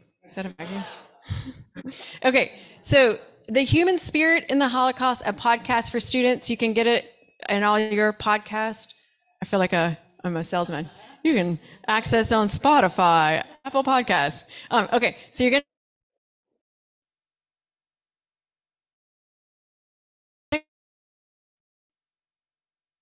to go down and you're going to find one fierce, I didn't even think of that. I haven't. Okay, there's episode transcript here. I just realized, I wonder if I can, good, we're good. Okay. There's the episode transcript. Everyone see that? Go ahead and open that up and you can read along as we do it. So we're going to listen to it together for about 5 to 7 minutes, and then you're in your small groups, you're going to read it. Let me show you what you're going to do after that. There is a student reflection handout. This is your students, and what you would ask, what we actively we've written for this is ask them what emotions do they feel as they're listening to the podcast? What surprised them about the story? If you were a journalist reporting the story, what headline would you give your article? Why do you think the protagonist of the story acted the way he or she did? What aspects of the human spirit does the story exhibit? What questions do you still have? And 80 years after the Holocaust, what we can learn from the story. So we're not going to have time to go through all of those, but these are the things that an activity we suggest. So we're going to listen to Cheryl describe this story, and we're actually going to hear from our Vladka here too. Ready? Here we go. Everybody good? Oh wait, can you hear? Wait. Hello and welcome to The Human Spirit in the Holocaust, an Echoes and Reflections podcast in which we shine a light on remarkable stories of courage, perseverance, and hope during one of the darkest periods in human history. Echoes and Reflections is a partnership of the ADL, USC Shoah Foundation, and Yad Vashem, the World Holocaust Remembrance Center in Jerusalem. Our podcast is produced by Yad Vashem. I'm your host, Cheryl Ochayon.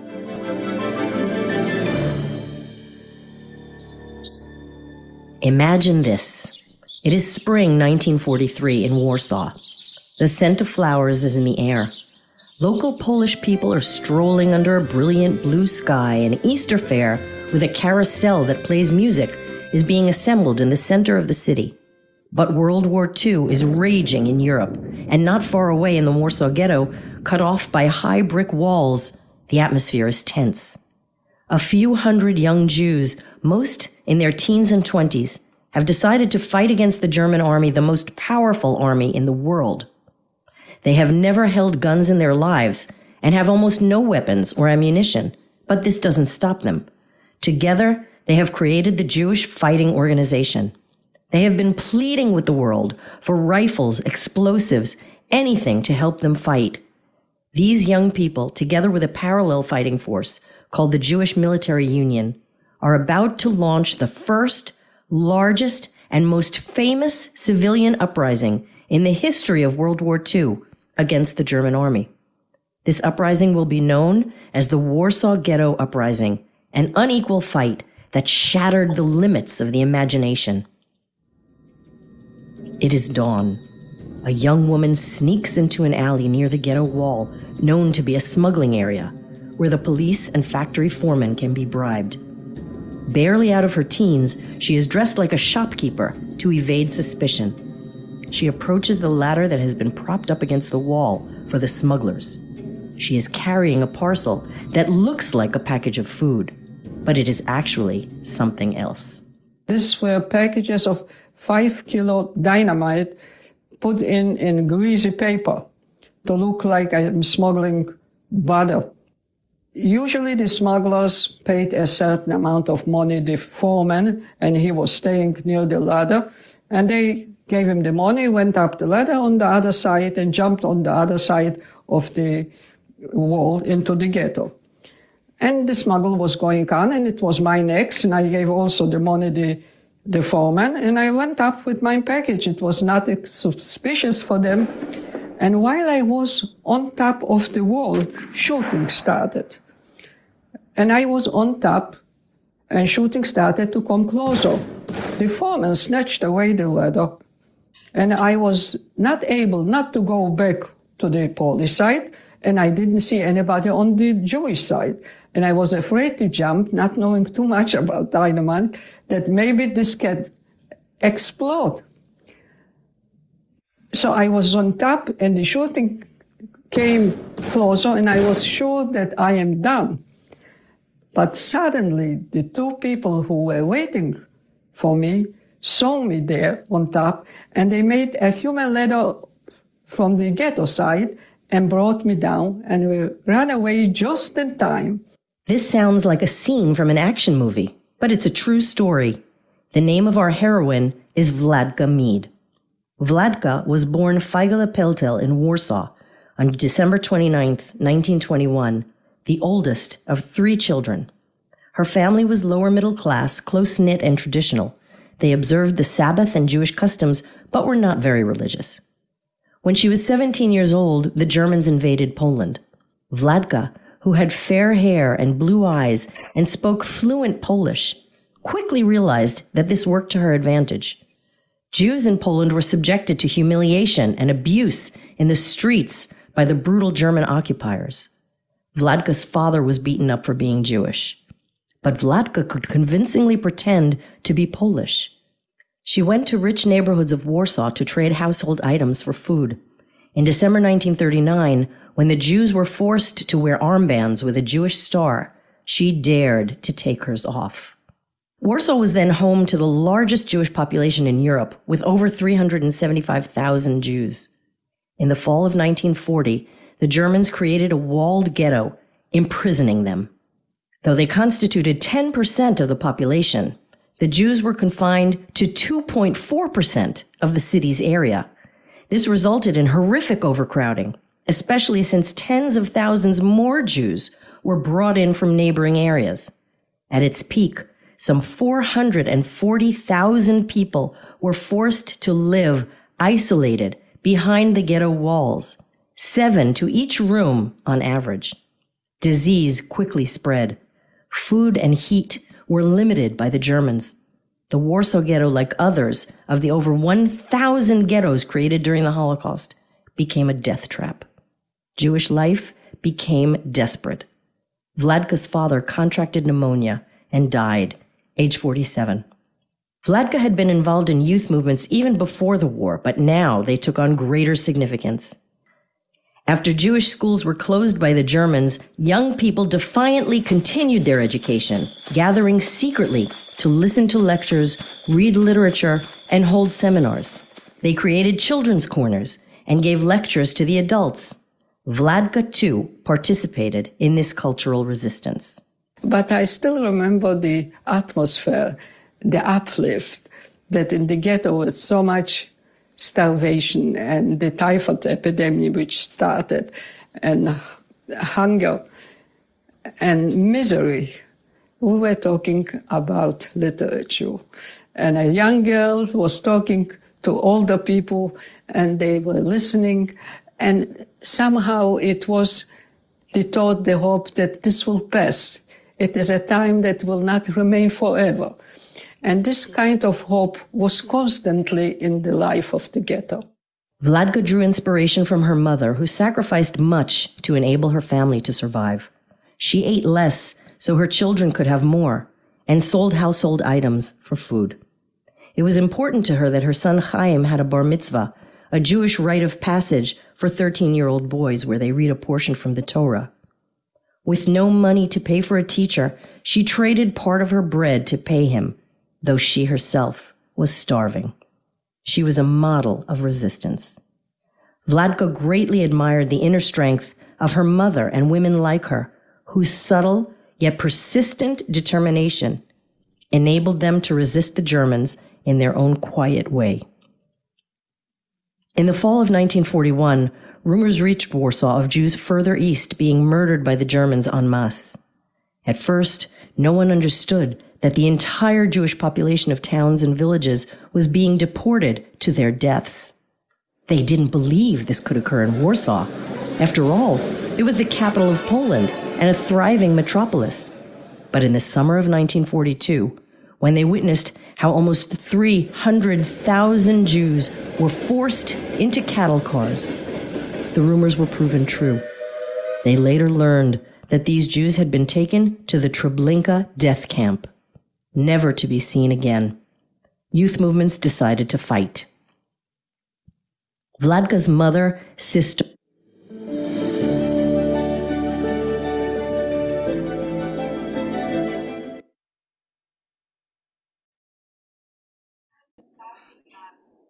I'm going to stop. I forgot to use this. Stop there. Go ahead and read it to yourself, the rest of it, and maybe think about those first two questions on the student handout.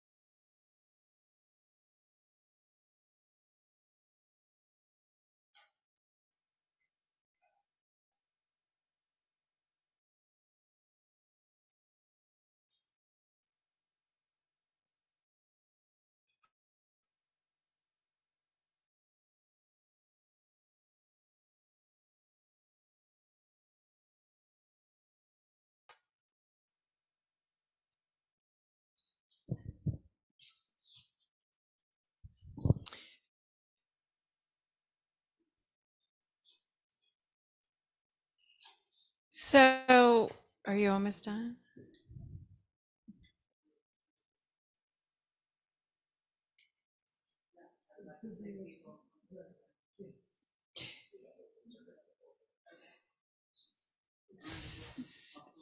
Are we almost done? Yeah. I want to make sure I get everyone at least to get to the end, because I think where she leaves it at the end is I think incredibly important. What are some, just real quick, let's take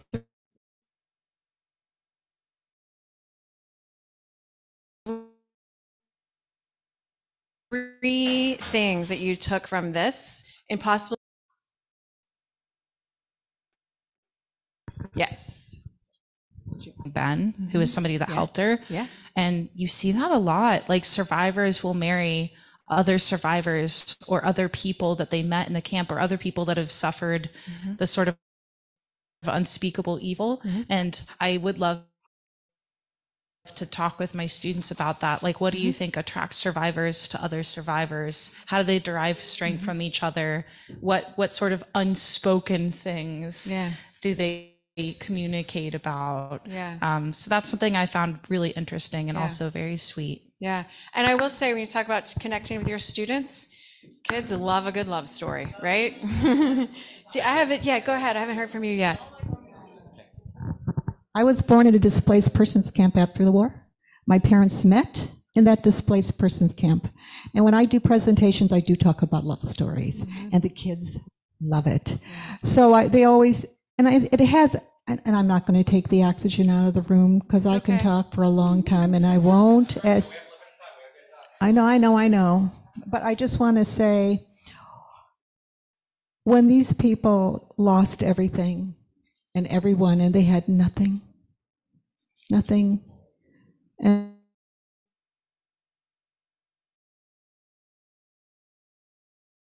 they were put in these displaced persons camp with horrendous the loss. The uncommon, their shtetls, where they came from. And maybe just being together or finding someone. These marriages were not made in heaven. Some of them, they got married within 6 weeks because they were so lonely.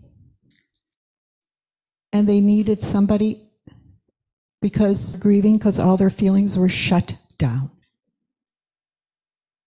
So when they did get married, whether it's 6 weeks or 6 months, my parents met, and after 6 months they got married, and a year later I was born. So the children of that time represent for them, and a continuation of their culture. And that's all I'm going to say, and thanks. Thank you for sharing. Absolutely. You did not take up the oxygen in the room. You added more. So we have her testimony in Eyewitness. There are several clips of that. The screen's not catching up. You can also use this with your students to balance. And I can't believe we haven't watched any testimony, but we will before we go, so don't worry. I usually start with that, but there was so much rich other things that I wanted to share with you. So another, you get mention of the Courier girls that through that story that Vladka just shared with us, but some scholars object to using the word, right? Because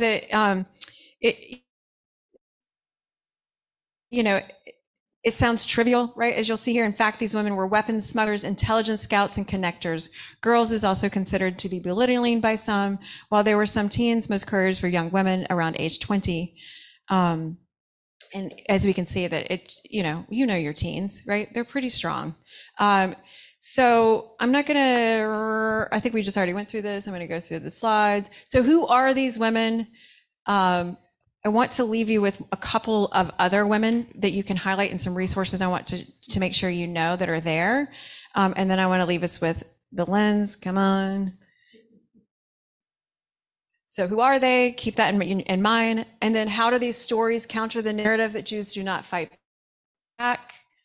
or that women can only be, caretakers and mothers, right? What is that challenge for you? And then what are those unique values and choices that they faced? What makes their experience unique? So we're going to get to just one or two profiles of women in the final solution. I would say that when you do this, if you share these stories, make sure you take your students safely in and safely out. This is a really difficult part of the story. So I'm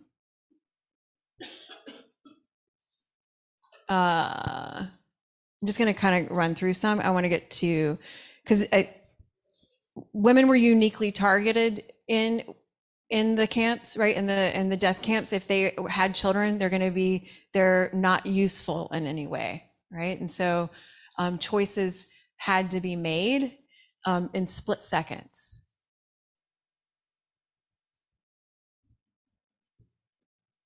Again, these images are hard. Pay attention to your emotions that are coming up. I know your students will process it. Maybe it might show up differently.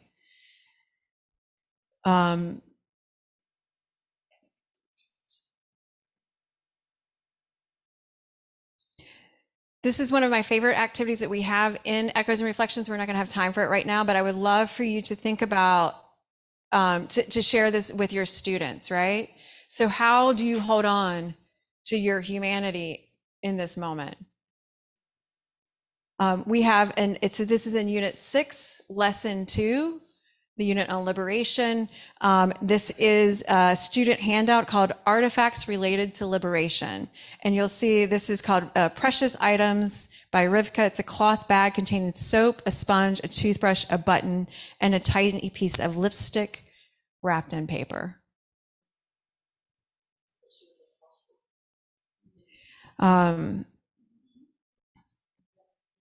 You see here what I brought from Auschwitz. Today it looks like nothing, but it was something very precious. You couldn't acquire it with money. There's a spoon here. Who had a spoon? They would eat like this, drink from the utensil from a piece of tin. I had a spoon. I was rich. And I had soap. This is what we were given. The piece of soap that I took with me through Auschwitz, through Ravensbrück, to Tel Aviv. This is a small sponge here that I would wash with. I was very rich. There's another important piece of, another very important item in this paper. There is lipstick that I received a small piece of. I was with my mother the whole time. And before a selection, I would want my mother to look healthy. So I would rub some on her lips and cheeks so she would look healthy.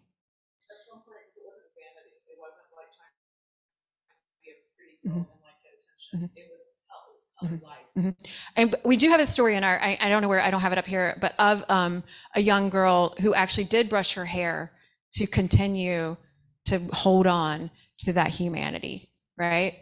Not necessarily to look healthy, but to do it to maintain, right? I think about my niece who stands in front of the mirror many hours a day.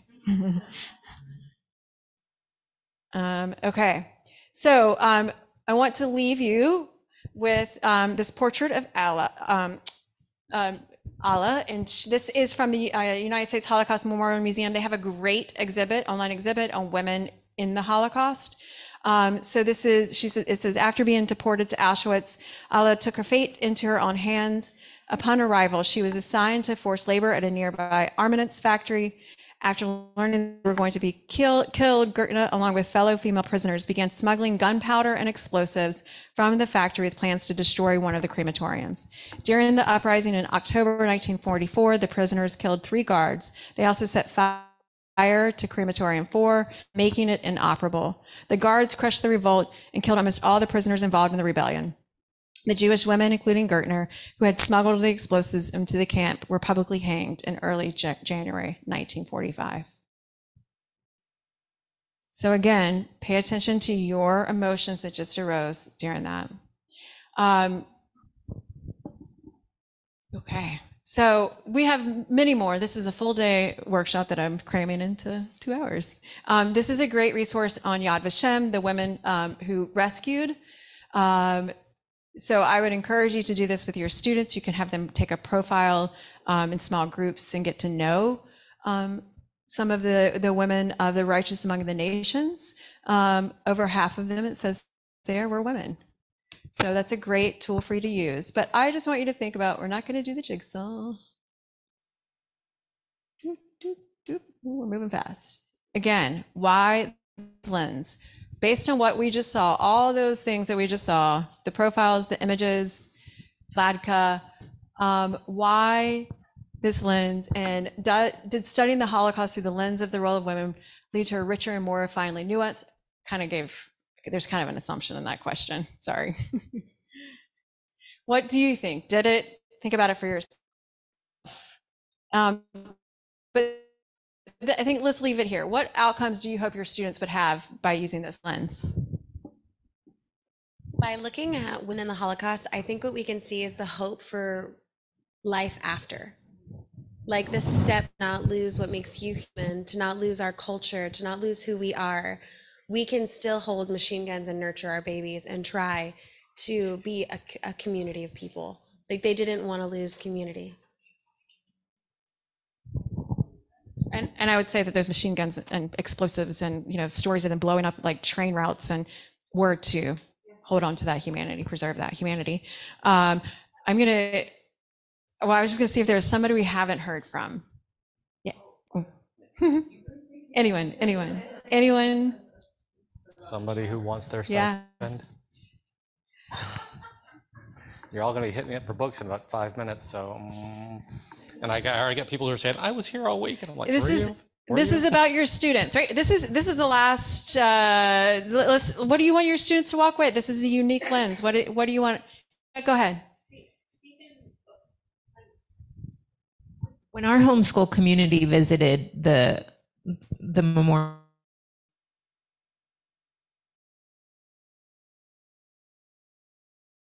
center, Stephen showed a video of German women on behalf of their Jewish husbands. And I was a mess. That there could be a love so strong. I'm sorry, I can't. It's okay. Yeah. No, I think that you have to. I personally think I think that this is okay. And if this happens in your classroom or in front of your students, I think that that's completely okay. And I know that they're Jewish, but I think that says something. I'm sorry. It's all good. It's all good. I think when these things happen, we should all remind ourselves that these are human beings that are at the center of this. We all are connected. I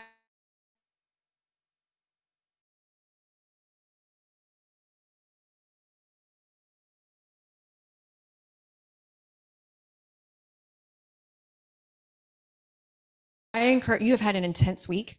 Easy. And then keep that in mind when you go next year and you're planning, or actually your lessons are due this afternoon.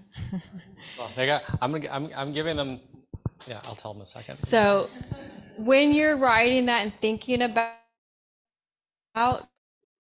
how you're going to share the learning that you took away from this week, remember that you need to take your students safely in and out of the content, but you need to take yourself safely in and out of the content. So you need to take what it looks like for you and make sure you create.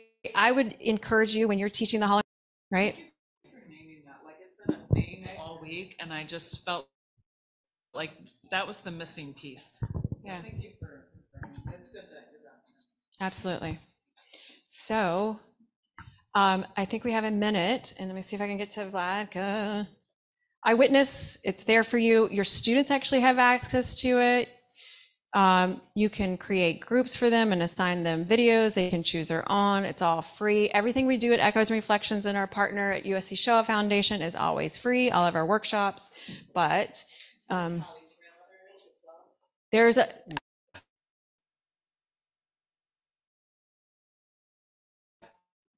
That's our executive director. Her story is not an eyewitness necessarily. It's in the mission. Yeah. Yes. you. Yeah, no, that's good. I'm trying to get there. I want to do two things with you. It's 12:02, but can I send you this link? We really do take these to heart. because they're doing they are doing a session survey. Oh, then that's but fine. They don't need they're to do doing mine then. Yeah, they're okay. Okay. Here is Vladka, who we heard about earlier. Why do you think many of them changed their names, right? Yeah.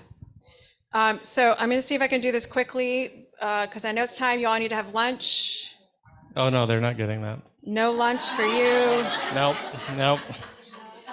They're getting books, and we're going to do one little activity, and then they're going to be shuffled off in. When I got involved into the world. When I got involved more in the illegal work. That's actually the one we were supposed to watch earlier. Remember, this is we were supposed to watch this one earlier on when it wasn't working. When I got involved more in the illegal work, and we start thinking, and when deportation, we heard about deportation in another ghettos and other towns, and most of the people who were in the youth underground, they organized, not in the hundreds, but the very small group. They were, in a way, the foundation of the later organized armed resistance which took place. Please watch our testimonies because I should have watched about 3 of them at least. So sorry that didn't work, but so just in closing, please, keep this lens in mind as you plan, and thank you for letting me share this time with you.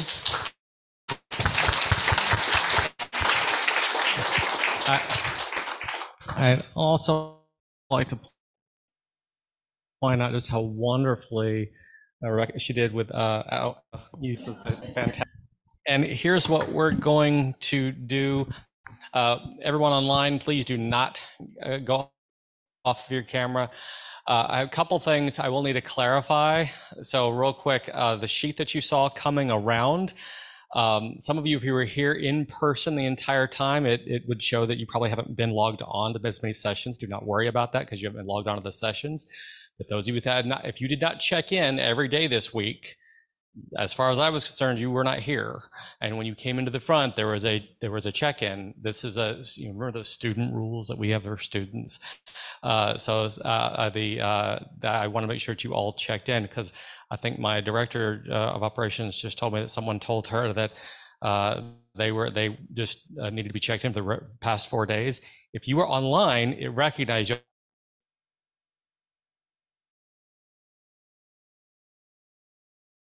Automatically, but it's here with the state when I ask for money. So, and also hear everyone's feelings on this. We'd like to try to change locations if possible, maybe because our internet has been, spotty, but because there are some people who just say, we'll just do it in person and not do. It is hard to do hybrid events. It is probably the bane of my existence, but I hate the idea of people not being able to attend, especially when we have people who are watching from the Carolinas, Tennessee. I have some from South Florida. It's nice to see. I love being able to do this.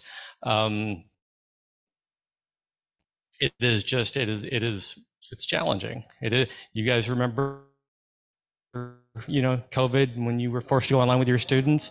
Okay. Imagine, okay, just, I did my hybrid with kids too. This is 1,000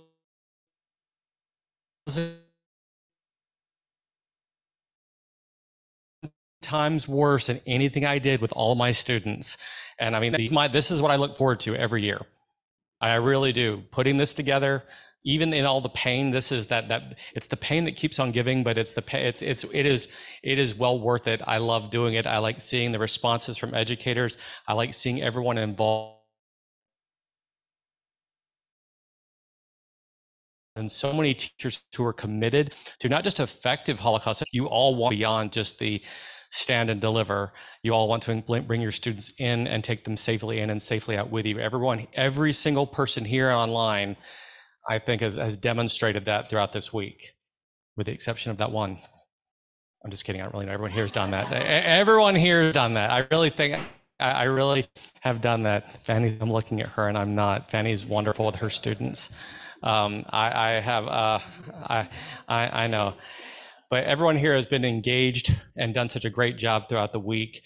So the way we're going to run, I'm going to take a 2-minute break. Everyone online, please don't leave. There is online. Here's what you can do: is you can click into the afternoon session, not for the video, but there is a link that says for photos. We're going to do just a little kind of closeout activity, which is one of my favorites.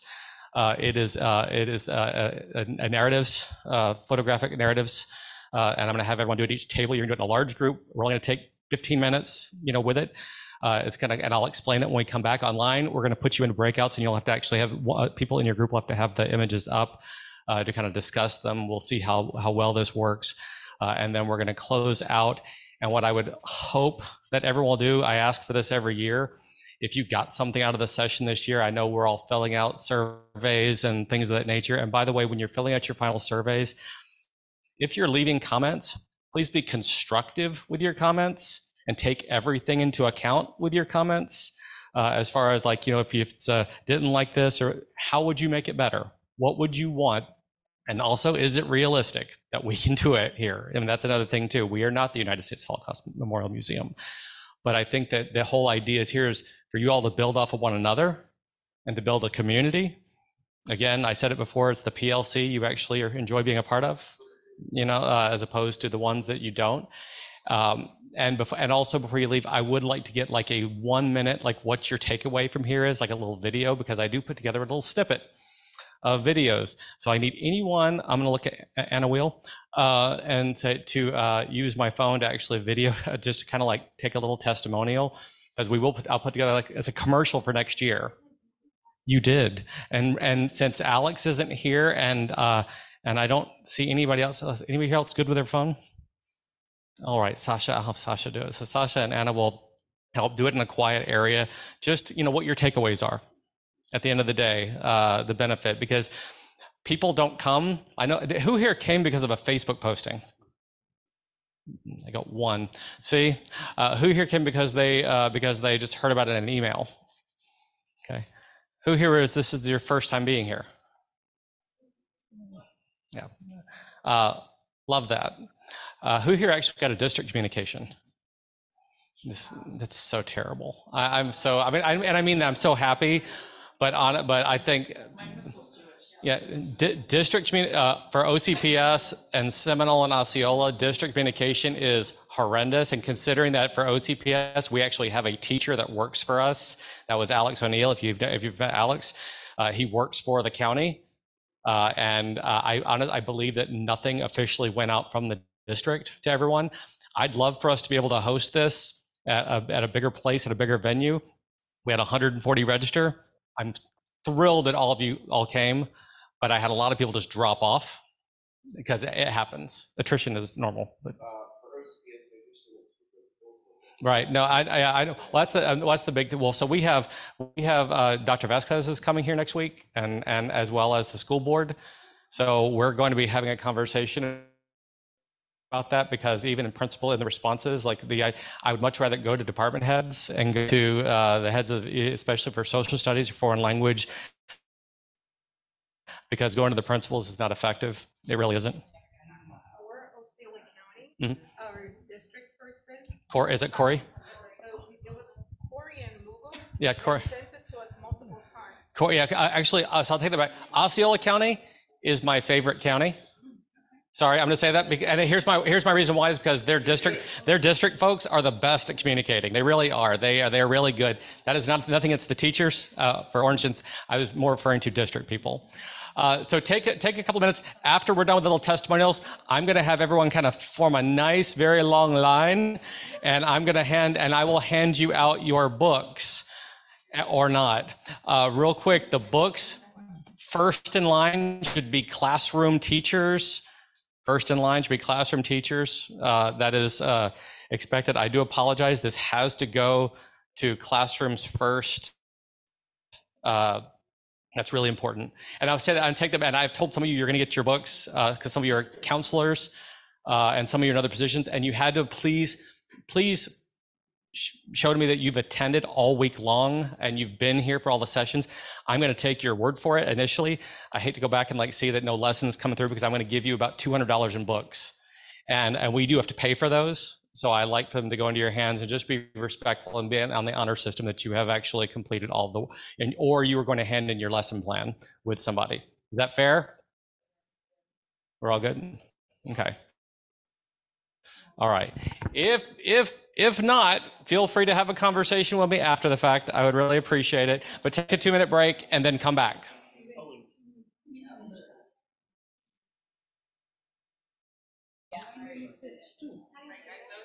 I told you, if you're in person, you.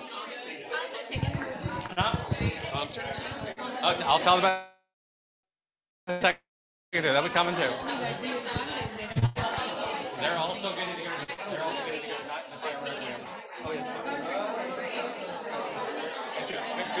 minutes. 2 minutes. If you could watch the chats as because we're going to play around in the breakout rooms to add text and make sure they've got the link. Well, so I'm creating a breakout room at the end of this 2-minute break, right? Yeah. Okay. Yes. Even though you have dismissed me twice. What? Even though you have dismissed me twice. Yes, tell me. I don't have a lesson plan. I have an idea, but I need to develop it.